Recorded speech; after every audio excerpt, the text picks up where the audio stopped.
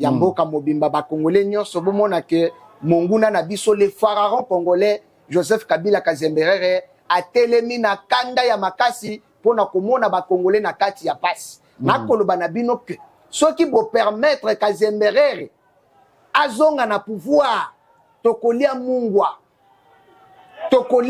na esika ya sucre Bon se rappeler que biso to sombaka mantek moko poto kabola yango plus de 1000 congolais to pakola na misu pona likambo etali gaz. Nazali ko rappeler bino que to somba au pire ya 50 francs à l'époque, ya 100 francs à l'époque to kabola yango 5 personnes. Pona kokima bambangu likolo ya Kabila Kazembe. Ba vif na biso oyo batumbaka na kati ya permanence na biso na temple ya démocratie na biso. Ngai moko lisolote j'étais avec deux mamans wana ba mama oyo ba veuve oyo bibali na bango batika na bana oyo batika la ba fele ngai moko na kota na bango ti na bureau Kabila ba congolais na ba kongomani bipai tout bozali esengeli boyeba que monguna ya liboso azali les pharaons. Et puis aujourd'hui je viens révéler autre chose que empereur tous les rois, il y a comité, il y a freinage, il y a développement, il y a Congo, Azali Kabila. Non, lobby que Azali empereur, roi, il y a comité de freinage, il y a développement, il y a Congo, c'est Joseph Kabila. Kabila et ça la kaye mutema pasi komo na Congo et kende liboso. Kabila et rosale mutema pasi komo na mutu mususu alati souci ya kobongisa Congo. Et vous savez ce qui fait mal chez Kabila, c'est quoi? Donc, Kabila a constaté que lokola ya kamata ki toutes les missions internationales ya Congo a pesa ki ngona maboko ya Kagame. Tango amoni Félix Antoine Tshisekedi Tshilombo a telemi na gouvernement ne mobimba pona kolongola eloko wana esali Kabila mutema pasi mingi. Kabila tika ki biso na embargo des armes. Tozalaki sous nanguya na makoki ya kosomba ba arme te. Mais Félix Antoine Tshisekedi Tshilombo na gouvernement ne mobimba ba longoli eloko wana.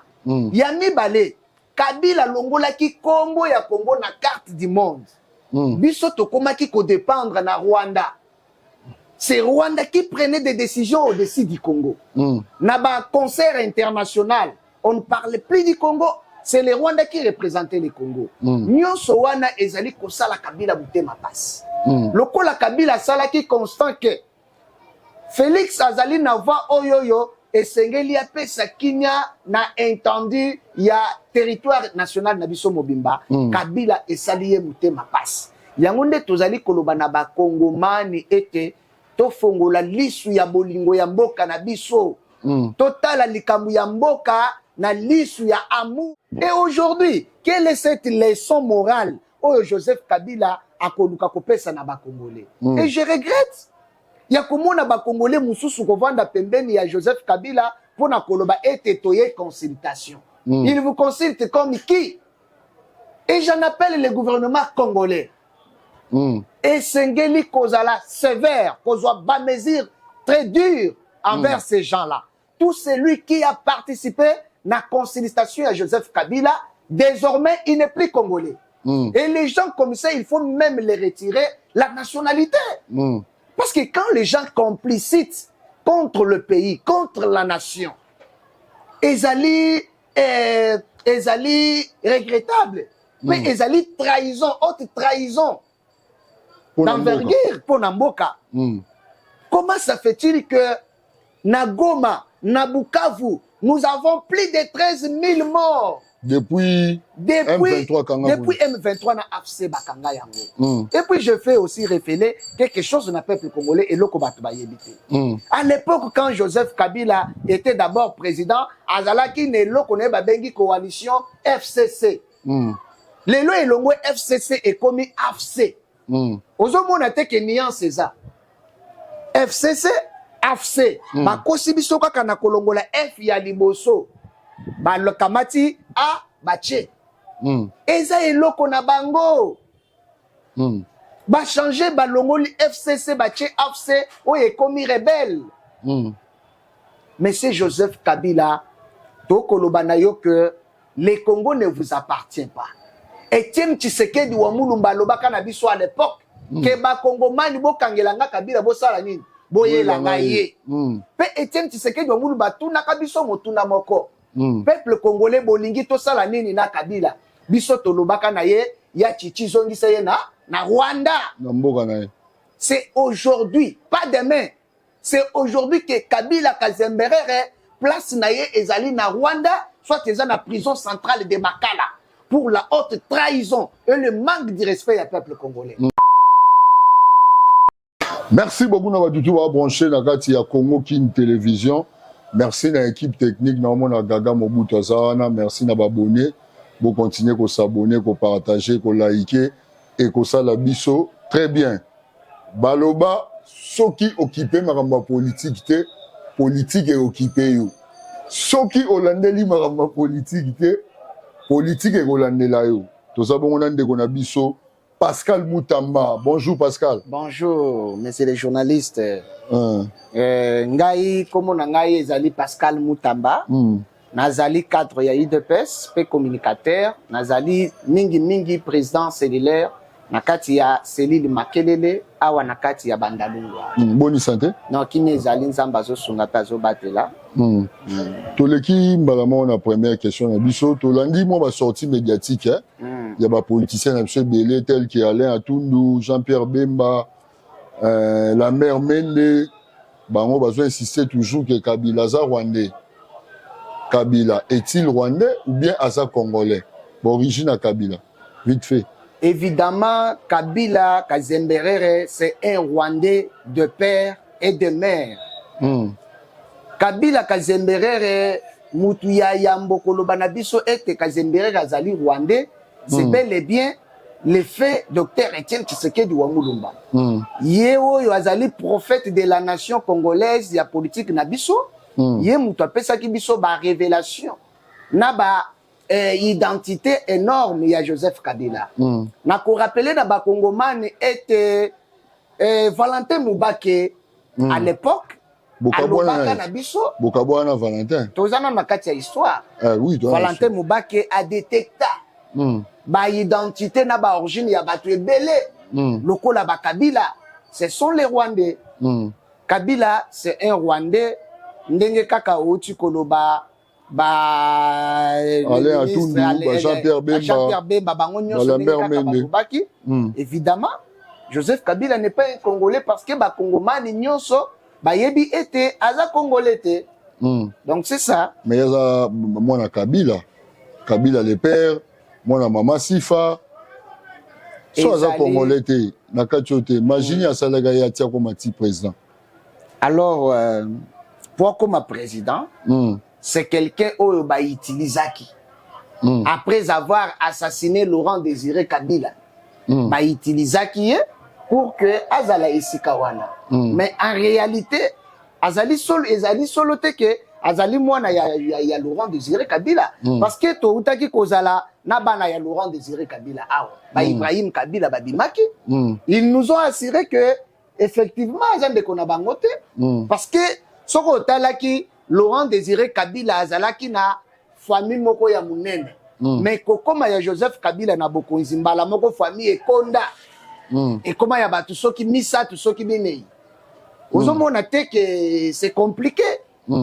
C'est compliqué et là qui ça clairement que azali solo congolais te. Mais na moi pe anakina ba lever immunité nae ya sénateur à vie kala minité ba poursuite les arobanda contre Kabila. Normalement, immunité ya M. Joseph Kabila Kazemberere, ezana tina ya été elongwa parce que M. Joseph Kabila Kazemberere a se coalisé na banguna ya mboka. A komi allié munene ya Rwanda. Babo makaba Kongomani abatami na sima ya Corneille Nanga na AFC na ye pour que basala ba Congolais mabe. Na moment oyo gouvernement et comprendre que monsieur l'ancien président oyo Joseph Kabila Kazemberere a commis ko bundisa ba Congolais et sengeli ba longola immunité na parce que ezai suna tina te bazali ko benga ye un sénateur à vie sénateur à vie, c'est-à-dire qu'il a commis bibliothèque Yamboka. Sénateur à vie a commis conseiller pour le gouvernement à venir Yamboka. A combien plus forte raison que Moutou Yalolenge Yaboye, tozali komona ye na ba complicité Yamboka, tozali komona ye azali koluka komona ba peuple congolais ba kufaka lokola ba nyama. Lolenge kaka ye atangisaka makila, azali koluka toujours makila ya ba congolais et continuer na kutanga. Alors la personne comme ça, tozana tina na yete. Merci, ye peton a moni bongo ke bolongo lié ba immunité. A kitine Goma, a bandi pour ba consultation na Goma. D'abord, ba consultation wana, on se pose des questions. Azo salango entend que qui? Pour nanga, na koloba na ba congolais le que il est fait comme un chef de rebelle. Kabila ba congolais na ba congomani bipai tout bozali esengeli boye ba que monguna ya liboso azali les pharaons. Et puis aujourd'hui, je viens révéler autre chose que empereur, tous les rois, il y a comité, il y a freinage, il y a développement, il y a Congo, Azali Kabila. Non, Nalobi que Azali empereur, roi, il y a comité de freinage, il y a développement, il y a Congo, c'est Joseph Kabila. Kabila et ça la kaye mutema pasi komona Congo et kende liboso. Kabila et Rosale mutema pasi komona mutu mususu alati souci ya kobongisa Congo. Et vous savez ce qui fait mal chez Kabila c'est quoi? Tant que Kabila a constaté que lokola ye akamataki toutes les missions internationales ya Congo apesaki yango na maboko ya Kagame. Tango amoni Félix Antoine Tshisekedi Tshilombo atelemi na gouvernement ne mobimba pona kolongola eloko wana esali Kabila mutema pasi mingi. Kabila tikaki biso na embargo des armes. Tozalaki su nanguya na makoki ya kosomba ba arme te. Mais Félix Antoine Tshisekedi Tshilombo na gouvernement ne mobimba balongoli eloko wana. Ya mibale Kabila longolaki kombo ya Congo na carte du monde. Biso tokomaki ko dépendre na Rwanda. C'est Rwanda qui prenait des décisions au-dessus du Congo. Na ba concert international, on ne parlait plus du Congo, c'est les Rwandais qui représentaient le Congo. Nyonso wana ezali kosala Kabila mutema passe. Lokola Kabila salaki constant que Félix azali na voix oyoyo esengeli apesa kinya na entendu ya territoire national na biso mobimba. Kabila esali ye mutema passe. Yango nde tozali koloba na ba Kongomani ete tofongola lisu ya bolingo ya mboka na biso. Totala likambu ya mboka na lisu ya amour. To se comporter comme Patrice Emery Lumumba. To se comporter comme Mbuta Kasavubu. To se comporter comme Laurent Désiré à son époque aussi. To se comporter comme Étienne Tshisekedi wa Mulumba. Oyo andimaki kotika nyonso pona akota na éveil patriotique. Akota na kopesa biso démocratie totale na kati ya mboka na biso, surtout état de droit. Oyo tozo continuer ko bundela kino lelo. Makambu nyonso wana ezali kosala Joseph Kabila pasi. Et mingi mususu. Mais c'est un peu moins 12 propositions là. Non, Kabila. 12 propositions après ça Giwana. Kabila ceux qui appellent proposition na mboka oyo. Yebi proposition ko pesa pona Congo. Akopesa ka proposition ke na moment oyo esengeli to kabola Congo po kini ekota. Vous comprenez? Azali na proposition moko ya malamu ko pesa pona Congo te. Parce que pendant 18 ans oya salaki. Est-ce que oyebi ke Est mobimba ezalaki géré par les Rwandais? Bambongo nyonso ba revenu nyonso ba intérêt tout o ezalaki ba avantage nyonso ya Est ezali ko kende na Rwanda. Ezali soki mbongo ekoti na Goma, Bukavu. Oui. Ba Bunagana, ba Ruchuru, ba Lubero. Nyonso c'est les Rwandais. Nyonso c'est les Rwandais qui prenaient. Alors quelle est cette proposition oyo Kabila koki ko ya po apesa biso? Kabila kaka na ba revenu na biso ezalaki ko kende na Tanzanie. Kabila ezalaki ko dispatcher mbongo makasi na biso. Et aujourd'hui, quelle est cette leçon morale oyo Joseph Kabila akoluka kopesa na ba Congolais? Et je regrette. Ya komona ba Congolais mususu kovanda pembeni ya Joseph Kabila pona koloba ete toye consultation. Il vous consulte comme qui? Et j'en appelle le gouvernement congolais. et sengeli kozala sévère, kozwa ba mesure très dure envers ces gens-là. Tout celui qui a participé à la conciliation à Joseph Kabila, désormais, il n'est plus congolais. Et les gens comme ça, il faut même les retirer la nationalité. Parce que quand les gens complicitent contre le pays, contre la nation, ezali regrettable, mais ezali trahison, haute trahison d'envergure pour Namboka. Comment ça fait-il que na Goma, na Bukavu, nous avons plus de 13 000 morts depuis M23 na AFC Bakanga yango. Et puis je fais aussi révéler quelque chose de peuple congolais et loko batu bayebite. À l'époque quand Joseph Kabila était d'abord président, azalaki ne loko ne babengi coalition FCC. Lelo elongo FCC et komi AFC. Ozomona te ke nuance eza. FCC AFC bakosi biso kaka na kolongola F ya liboso balokamati a bache eza eloko na bango ba changer balongoli FCC bache AFC oyo ekomi rebelle. Monsieur Joseph Kabila tokoloba na yo que le Congo ne vous appartient pas. Etienne Tshisekedi wa Mulumba lobaka na biso à l'époque ke ba Kongomani bokangelanga Kabila bosala nini boyelanga ye. Pe Etienne Tshisekedi wa Mulumba tunaka biso motuna moko. Peuple congolais bolingi tosala nini na Kabila biso tolobaka na ye ya chichi zongisa ye na Rwanda. C'est aujourd'hui, pas demain. C'est aujourd'hui que Kabila Kazemberere place na ye ezali na Rwanda, soit eza na prison centrale de Makala pour la haute trahison et le manque de respect au peuple congolais. Mais ce qu'on dit ça ba consultation essayer une équipe pour akutikuna net bananga ba Sultani Makenga ba Bisimwa bazana bana relation bien ba wela ki leadership te 4 kombo non Kabila nanga Bisimwa na Makenga. Non, c'est que nous devons retenir Ezali que Kabila c'est lui le patron. C'est lui qui finançait Makamutu Bananga na Babisimo bazalaki kosala. C'est Kabila et Kagame. Bangonde bazalaki ba chef de file ya rébellion wana. Soko landaki après discours ya Kazemberere. Omonaki Corneille Nanga kobima na tweet na ekoloba ete eloko tozalaki kozela na yo Joseph Kabila ya yangoyo. Parce que Kagame à l'époque alobaka na Joseph Kabila ndenge nini nga na komoza la sanctionner na entourage nanga mais yo kolo likambo sali nini obatami esengeli obima po pesa nga ikinya parce que bino moko bomonaki koma to akilaki Kagame fachacha qui contre mur akangaki ekingo esengelaki Kagame akufa tango Kagame amoni ke pe mezate abi non nazokufa liwa oyo ngazanga moko te toza ebele yango asengaki ba Moïse Katumbi babima ba Kazemberere babima ba batu nyonso wana équipe wana mobimba na Moïse Katumbi pas la mais Moïse Katumbi c'est un grand rebelle. C'est un rebelle de taille. Moïse Katumbi yo yebika sala rébellion na Katanga na makambo etali ba finance congolais.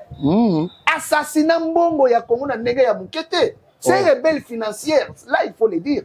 C'est un rebelle financière. Ba rebelle bazara na balolenge belé. Ya lokola tozali kobenga Kabila na bande na ye. C'est à l'époque bazalaki ba commissionnaire na kati ya gestion ya Congo. Kabila c'est un président commissionnaire. Na Moïse Katumbi un gouverneur commissionnaire. Les commerçants au pouvoir. Ba yelaki bokonzité. Bango ba yaki po basala ba commerce. Parce qu'il faut rappeler au peuple congolais que Joseph Kabila Obozalaki Komona, après avoir kolongwa Tanzanie, a komaki commerçant.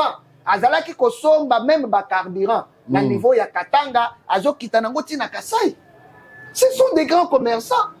Mais je vous rappelle. Wana susu. Au symbolisme le romo bat ba ita. Mais oui. Pétrole. Azalaki côté ka carburant. Azalaki koya na carburant na Kasai. Azo teka yango. Donc ce sont des commerçants, bande de commerçants, basali loko na bango, baye à la tête du pays, uniquement kaka pona ko détruire le pays. Merci à l'anda ipende konabiso Gili passer Gili a. Oui. Le bayi na émission mon l'anda yabi président Fachi so kangi Kabila te Kabila mutokanga. So pour changer constitution te Kabila rande mtokanga. Yo na lobana yo bakisani. Nazali kolobana ndeko na biso pasteur Gili ona lingaka mingi ete azala kimia. D'ailleurs, na makambo yo to mele yango fachite. Parce que c'est un problème purement il y a peuple congolais sengeli à se prendre en charge. C'est pas facile numéro 1. J'avance. Félix Tshisekedi azali victime. Ya komba munene oyo ya azali kobunda pona mboka na biso. Kokanga Kabila c'était déjà une prophétie à Etienne Tshisekedi wa Mulumba. Tangu papa alobaka ekokisamaka kaka. Nini tomoni te alobaki que batu nyonso oyo bakotala Congo na fenêtre. Lelo Moïse Katumbi akotala Congo na fenêtre. Monguna munene ya Congo. Frank Diongo, un hypocrite de taille. Azotala Congo na fenêtre. Yango na lobi azali kotala biso na fenêtre. C'est parce que c'est un hypocrite. Akosa ki ba Congolais que azana ngambu ya peuple zokande azali kobundela libumu na ye. Ba secret polele ba bimina poisa. Lokola nani Kazemberere. Kazemberere d'ailleurs son problème ezali makala to Rwanda. Akende kozala peuple na Rwanda soit azali prisonnier ya peuple congolais. Parce que koloba ke Félix Tshisekedi akangaye et comme lokola azali prisonnier à Félix Tshisekedi. Baza prisonnier à Félix Tshisekedi te. Azali prisonnier ya ba congolais. Pourquoi za prisonnier ya ba congolais? Ba patrimoine nyonso et loko nyonso ezalaki kosala ete ba kongomani bazwa misala. Kabila komisa yango chose privée. Na Congo awes ko yebi ke premier investisseur na kati ya Mindele c'est Joseph Kabila. Ah bon? Mais oui. C'est lui le grand investisseur na Congo. Hôtel ba supermarché a engagé ba expatriés nyonso na bazaba na misala na ye. Comment okozwa mbongo ya ba congolais, OK kozwa ba étranger ba komi ba na misala na yo et pourtant ke ba na Congo baza na misala te. Maintenant sikoyo na likambo oyo ndeko na biso pasteur Gili alobaki na kosenga ye azala na mutema pio. Azala calme. Na ko rappeler que Alanda Donald Trump na point de presse à Outiko Sal. Il a dit des choses. Alobi que il est revenu au Congo il est revenu au pouvoir pour le Congo. Alobi même président d'Afrique du Sud. Kabumbe nani Cyril Ramaphosa. Alobi yango atuni soki aza au courant ya mort ya ba Congolais. Atuni soki aza au courant ya souffrance ya ba Congolais. Et puis nasuka nango alobi que il est temps que Congo ezwa bosomi na yango. Alobi que esengeli Congo ezwa kimia paix équitable na kati ya mboka. Et là tozala précédé parce que projet oyo tozana yango la République démocratique du Congo na États-Unis d'Amérique ezali projet ya grandes envergures oyo ekonuka kopesa ba Congoman esengo kosepelisa bango. Alors yango to kosenga ete likambu ya Kabila, c'est nous le peuple tous s'en charger nango. Félix T, le président de la République a s'occupé ne loko ye kosala ete social ya ba Congoman et ba na kozo esika na yango. Yango toko tindika ye toko chae poa na côté wana penza accord wana salama pour ba Congoman ba sepe. Accord yango toko mina niveau nini ya fatina ba américain pour na moni so toko ta yango déjà.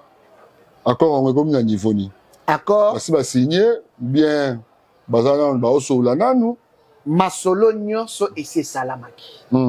Et le petit kalikaka ezali mokonzi ya mboka ayeba na kokende na Maison Blanche, bayeba na kocha mokoloto. Ensemble na président des États-Unis d'Amérique oyo azali Donald Trump. Donc peuple congolais mutu moko te ako sabino que accord wane ko salamate, accord wane zaya mabe, je pense que dans les jours à venir lokola lelo to ekolobela nanu makambu ya Kazemberere dans les jours à venir na koleka na plateau oyoyo pona na expliquer bino idée ya accord na importance na yango accord wana mokole ko salama Congoman esengeli boyeba ke ekozala esengo ya yo na yanga pona nini na koloba bongo. Donald Trump na gouvernement américain la première des choses au balobi avant baeba na cofinancer biso ba milliards de dollars il faut ba pesa na Congo et sengeli gouvernement na biso et la kisabango était baza sérieux Ouais. Parce que Donald Trump surtout ça. Donald Trump veut va détourner les qui. Oui, Donald Trump veut du sérieux. C'est ainsi à Lobaki que non, le gouvernement congolais doit passer d'abord à copinir tous les voleurs congolais, tous les détourneurs. Détournement, il faut pas répondre à acte. Alors, ceux qui répondre, d'ailleurs, c'est Kazemberere. Joseph Kabila, qui a vraiment englouti les finances congolaises. C'est lui d'abord qui doit commencer. Parce que Yemutu Oyoyo aye komema ba détournement en cascade. Nakati Yamboka Oyo. Un monsieur comme ça, on doit commencer par lui. RDC, deuxième contrat, il y a signé un Chinois. Bon, on a un peuple à se retrouver. Oyo, Facha ça, un Américain, peuple à se retrouver. Évidemment. Pour un contrat, tout ça, le peuple a Mara perdant. Peuple a perdant. Premier contrat, c'était Joseph Kabila Kazemberere. Kakandenge na ibisaki bino que c'est un commissionnaire. Azalaki commissionnaire na tête ya pays. Kazemberere azalaki commerçant na tête ya pays. Yé Moussala na bango à l'époque c'était quoi? Bazalaki ko kende ko société ba contrat na ba marché. Soki ba contrat yé, allez, ba kaboli kato, c'est tout. Peuple mais cette fois-ci, vous êtes en train de comprendre que le président de la République d'abord a kendaki pour revoir contrat na Chine, mais l'opposition ya Chine ezalaki à l'auteur te to na ba attente te oyo mokonzi ya mboka na vision na ye ezalaki ko s'attendre te. Mais tango amemi yango na niveau ya États-Unis. États-Unis atali munene beauté, grandeur, niveau, il y a projet, non, à Yambi Yango, et surtout qu'il a rencontré quelqu'un comme Donald Trump, qui a aussi une vision énorme, vision concrète, vision de bonne compréhension. Yango Omoni était Mokonzi Mboka, na Mokonzi États-Unis, ba yokani bandimi kusala yango. Et puis, j'en rassure ici, peuple congolais, que projet wana ezali pour na avantage ya Congo. Soki bosali constant. Bomona ke tosi tolongwa na envoi ya sous-développement. Tokomi na envoi ya développement avec Félix Tshisekedi. C'est ça la mission même au Donald Trump. Alobi ke bako financer mbongo pour na développement ya Congo. Bazo financer yango pour na mabenga ya batute, pour na ba poche ya batute. Yango nde tozali koloba to fongola misu. Peut-on se prendre en charge? Merci. M23 AFC na Goma. 3 mois déjà, on so 5 mois de Zokende. Bunaga na kutu ba année. Et c'est l'ombousa nyamui sinenga lobaï que RDC toujours risqué to kende na balkanisation. Bozo mona ngote ke tant que batongo bazo tika la bazo umela. Et soko maneti mabele na bango. Ce qui Hollandi histoire ya balkanisation, histoire de la balkanisation, c'est d'abord quelque chose conçu par les peuples. Si entre nous les peuples, nous avons cette pensée-là, nous avons cette idée-là, balkanisation Koko Salama. Mais j'en pense pas. Pourquoi? Parce que Bissouba Congoman, Dieu nous a créé d'abord avec cette sang, Tozakana Makila Moko. Kobandana Est, Tina Lou Est, Nord, Ti Sud, Rakakana Makila Moko. C'est le même sang qui crie chez tous les Congolais. Chaque fois qu'il y a une mauvaise intention, to eloko mabe, au mona makila wane ekoganda na Congolais nyoso. On parle qu'un seul langage. C'est-à-dire, cette histoire de balkanisation, oublions-la. Il n'y a pas l'histoire de balkanisation. Ce qui est là, Kabila, Naba Akoliti Naye, Bananga et tout consort, Bako subir rigueur. Il y a loi, et Bako subir rigueur. Il y a puissance, il y a gouvernement, et il y a armée congolaise. Ce qui nous fait encore freiner ici, c'est l'accord. Nakati accord, il y a États-Unis. Il y a aussi l'accord militaire. Ça, il faut le prendre en considération. Donc, nous sommes en train d'agir d'une manière diplomatique. Il était difficile dans makambu ya rébellion oyo ya koyeba que Paul Kagame azalaki nakati ya guerre wana.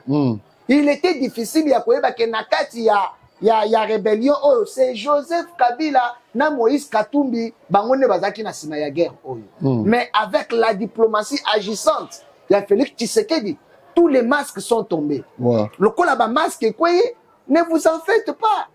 Ne vous en faites pas. Congolais bazana bango kimia Goma rezonga Bukavu rezonga Bundagane rezonga kimia tozo senga na ba Congolais ezali kondima ya koloba que Ruba ya rezonga surtout Ruba ya wana ezana richesse akosaka na déporté zo bima wana na lobby c'est la foi M23 zo zwa ba kolta wana fort na Ruba tant toloba kimia wana c'est la foi mutu nyonso esengeli azala na kondima nano na ye moko c'est-à-dire nous appelons au peuple congolais à la foi de soi-même ya mboka na yo. Notre pays est cause à la CDT, même 1 centimètre et qu'au KNDT, parce que nous sommes de cette génération où on a révolté de mêmes esprits que Patrice Emery Lumumba, de mêmes esprits qu'Étienne Tshisekedi Lumumba. Si c'est pour ma nation, nous les girons. Tous allez ko girer pour Namboka Nabiso. Ou ils allez mboka bakoko na batata Nabiso, batikeli biso, c'est notre héritage. Nabi bosko ko longwa na bango ba longwa na force ya guerre. Ou bien c'est Rwanda a retiré ba troupes, si ko ba troupes ne bazana RDC. Diplomatiquement, aussi Tolongo Liban. Balongo déjà. Sur le plan diplomatique, tout Tolongo. Bientôt là, si je m'abuse pas, c'est bientôt là le 6. Le 6 juin peut-être.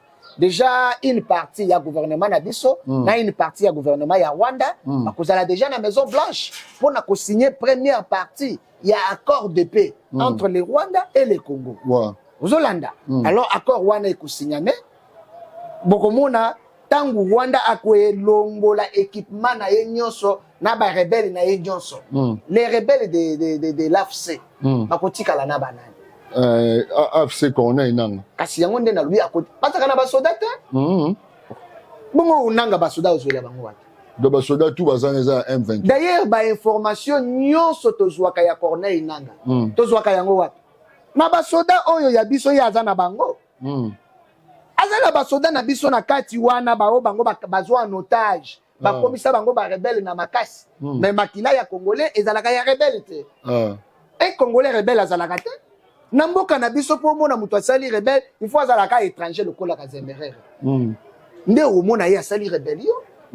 Si quelqu'un fait la rébellion, basalaka yango na cause. Par exemple, Afdel Tangu Laurent Désiré Kabila Yaki.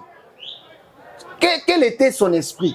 Azaki n'a raisonné. Non, Désiré Mobutu, Aoumeli Nabokozi, Aligibo était dictateur. Tout ça, c'est la raison que Ayaki Nango. Bangos Kovazan a raisonné.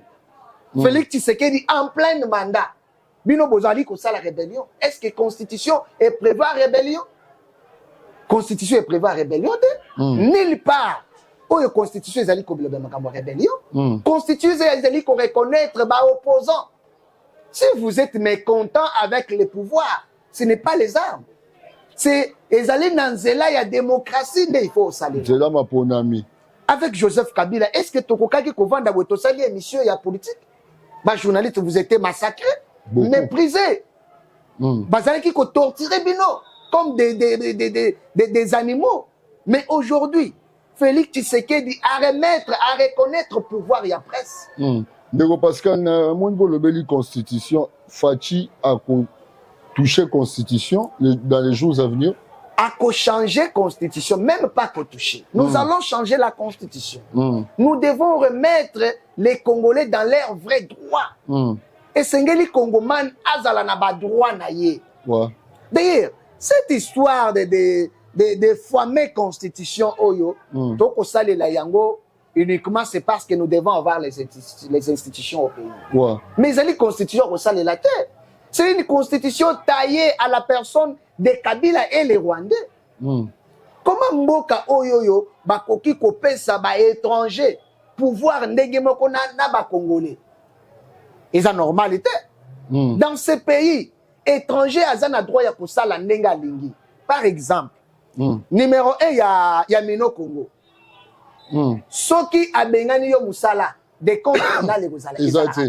Akoyebisa yo ke ba konsina bino ba na poche na ngai. Et vous savez c'est quoi? C'est la constitution.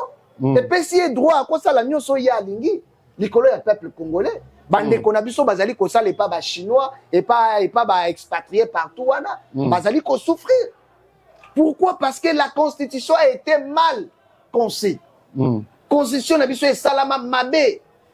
Yango ozali komona ba problème. Et là après la victoire otoko emporté face à rébellion ya Rwanda, ya nazo le rébellion ya Rwanda parce que Kazemberere il est du Rwanda. Rébellion ya Rwanda tant que toko joie victoire. Kazemberere on va comprendre bien c'est Joseph Kabila Kazemberere. C'est son nom propre kombo na ye ya mbotama. Oui, c'est Kanambe Kazemberere. Kanambe Kazemberere. Hippolyte Kanambe Kazemberere, c'est son vrai nom. Ça c'est notre maître Etienne Tshisekedi Mulumba qui nous a dit. Alors tant que toko silisa to gagner guerre na rébellion ya Rwanda, à ce moment-là nous allons passer vite na changement ya constitution. Merci ndeko na biso Pascal to kiti rapide na dossier à Constant Mutamba, ministre de la justice na mona na parlement ba mo senga ba lever ba immunité na epo aleka na kosamba na dossier moko ya eza 39 millions. Oui. Dossier à 39 millions mo maloba. Oui, merci pour beaucoup. La ministre de la Justice. Merci beaucoup pour la question. On a la toile mingi. Alors, likambo etali Constant Mutamba et vous allez paix ma bête. Je pense que comme lui, d'abord il est l'acteur principal. Na Gaga Congo King Télévision, pour les émissions politique, plateau ya ngoyo, ba politicien tout numéro ezawana, vous avez besoin de l'émission, bengi biso, oui ko pesa ba vie na yo concernant mboka na biso, concernant politique ya mboka na biso ndenge eza ko kende po ba lobi so occupé politique te politique e occupé yo dossier Constant Mutamba. Oui, dossier Constant Mutamba, le ministre de la Justice. Je pense que c'est avec lui yende mutu tozali ko bundanaye était likambo etali appareil judiciaire et bana kotambola malamu. Na banzi était ce n'est pas aussi mauvais ce qui a leki na justice pour na comparaître et puis kolakisa justement qui azali innocent. Quant à moi na koloba que il y a quelque chose qui nous fait très mal nous la jeunesse congolaise. Ouais. Tozo et ça la biso passe mingi pour na komona batata na biso. Oyo ba umeli mingi na makambu oyo ya politique. Balingi komona biso to émerger. Tout ça, bazali ko combattre Constant Mutamba, c'est parce qu'il est jeune. C'est ce que nous avons constaté. Mais monsieur le ministre de la Justice, n'ayez pas peur. Je pense que vous êtes au fond de ces combats. Oyo tozo luka penza ke to pesa kinya ndenge kaka mokonzi mboka lobela kiyo esengeli vraiment justice ezala équitable pour tout le monde. Si on te reproche de quelque chose et que vous en savez que vous êtes innocent, allez-y. On doit vous accompagner. Pas de problème. Akende asamba na banza ete eloko wana ezali ba pièce montée na lokuta katina yango. Je pense que akolonga procès wana. Évidemment. Évidemment. Dans le Congo, renouvellement classe politique est passé. Non, pour tout le monde a babilonga ngo changer le ministre qui est kuna. Yango tozali koloba na moko. Ganga zalaki ministre intérieur, alongwa ke ministre santé. Oana zalaki honorable, alongwa comme sénateur. Ka babilonga moko. C'est ainsi nazali ko rappeler na mokonzi mboka. Au début, il y a gouvernement oyo dans les cas na émission moko na Fast TV, j'avais parlé que ba jeune bosala biso sonité. Parce que soki bino bosali biso soni batata oyo bako profiter pour babosa na biso balongola biso ndenge balingaka te biso to gérer mboka oyo na yango na sengaki na ba jeune tout oyo bakoti na gouvernement basala quelque chose. Preuve ezali Doudou Fambali Konde, ministre de la Finance, il travaille au fond. Constant Mutamba, il est au fond d'attaque. Il y a gouvernement oyo. C'est-à-dire que batata wana baye bakembo keza ya biso nyonso. Bangonde il faut bapesa biso leçon morale. Et aujourd'hui nous sommes en train de constater que ces papas là basé sur na leçon morale à repesa biso te. Parce que ba komi ko sala comme si ba étouffé bilenge. Et ça eza malamu te. Eza malamu te, nous devons travailler en collaboration. Parce que quand vous parlez de l'expérience, biso tokozwa expérience na mapata te tokozwa expérience soki bino bondimi biso pe tokota na kati ya bainstitution toyeba quelque chose du pays donc yango nde tozali koloba force à vous le ministre d'État ministre de la justice Constant Mutamba. Mais Matata Ponyo bakatelaki 10 ans aza na prison porté disparu aza libanda mboka aza na kati ya mboka et puis il y a Matata Ponyo zalaki ya série ya Kabila mais tomoni dossier ngo ezongi est-ce que dossier à 100 jours et Migoloria dossier à 100 jours pe ezongi la biso na lobaki na yo est gouvernement américain et président américain il fait du sérieux au sein du gouvernement congolais il a besoin que batu nyonso bakoza ba acte ya ba détournement il faut pas répondre na ba acte na bango on n'est pas là pour na tangu ya Kabila tangu ya ya régime na biso tu n'as pas si exemple que Matata j'ai dit bien que Matata a détourné basambi bakatelier oui. mais si le dossier à 100 jours est-ce que zonga j'ai dit bien que quand vous avez vu ya Matata oye umela peuple kutu balongola na espoir je me rappelle puis année on a lobelaka makambo ya Matata Ponyo c'était peut-être en 2019 oui mais na moni le 2026 a condamné Matata Ponyo à combien plus forte raison que dossier moko récemment awawa il y a 2020 2021 que ezala pe retrouver allez-y comprendre que et loko nyonso ba acte nyonso ba détournement et sengeli ba répondre na ba acte na bango donc ozala nani tu dois répondre à tes actes. Merci beaucoup ndeko na biso Pascal Mutamba tokomi na suka na émission na biso ya soki occupé politique te politique elandela yo mot de la fin ouais mot de la fin ezali kaka bomoko ya mboka mobimba ba congolais nyonso bomona ke monguna na biso le pharaon congolais Joseph Kabila Kazemberere atelemi na kanda ya makasi pona komona ba congolais na kati ya pasi nakoloba na bino ke soki bo permettre Kazemberere azonga na pouvoir tokolia mungwa na esika ya sikre bo se rappeler que biso tosombaka manteke moko po tokabola yango plus de 1000 congolais topakola na misu pona likambo etali gaz nazali ko rappeler bino que tosomba au pire ya 50 francs à l'époque ya 100 francs à l'époque tokabola yango 5 personnes pona kokima bambangu likolo ya Kabila Kazemberere nakopesa mbote na le nouveau DG ya Arjepec Graciel Lobo l'ancien bourgmestre ya Bandalongwa donc bon vent à vous sans oublier l'inspecteur du travail maître Mobilier Fumu Mbenza donc bosala musala ndenge kaka tolobaki bilenge esengeli et soutenir mokonzi ya mboka na bosani nalanda ndeko chanya lobi pona ba ndeko bakufa o Kabila ba IDPS na PPRD batumbaka na siège oui bandeko wana na bandeko musu bakwekwe na ba marche na ba bandeko tu bakufa pona IDPS et IDPS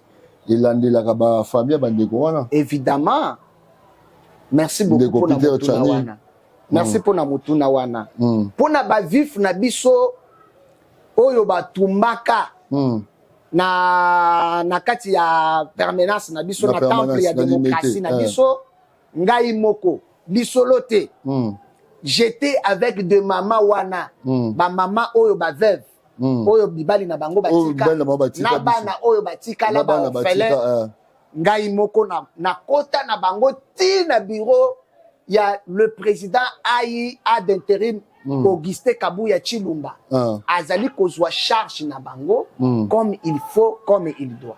Merci Gaga Mobutu, merci na équipe technique, merci na bandeko balingaka biso na kati ya Congo King Télévision tokutani na émission Oekoya. Merci à souffle.